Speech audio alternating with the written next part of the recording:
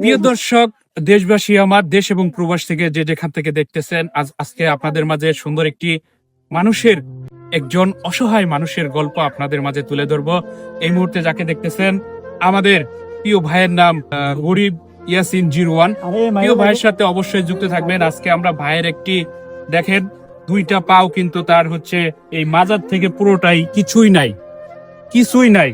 তো আমরা এত ভিডিও শেয়ার করি, কিন্তু এই ধরনের মানুষগুলাকে যদি ভাইরাল করেন, এই ধরনের মানুষগুলা কিন্তু সমাজের কাছে চেয়ে খেতে হবে না। আপনারা যদি এই মানুষটা যদি ডলার ইনকাম করে, আপনাদের তো কোনো ক্ষতি নেই আমি মনে করি। আমি শহীদুল ইসলাম, আপনাদের ছোট ভাই।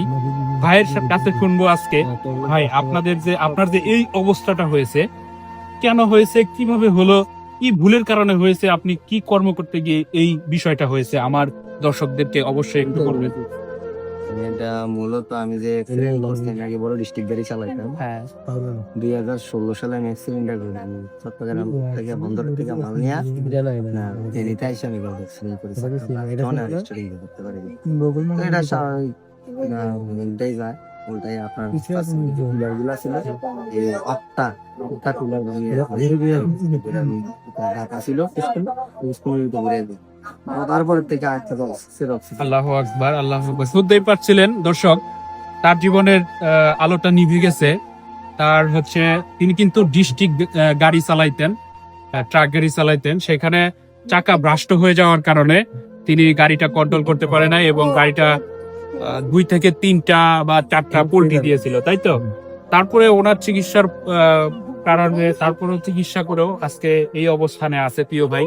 তারপরেও যে ভাই আপনি বেঁচে আছেন, এটাই কিন্তু আলহামদুলিল্লাহ।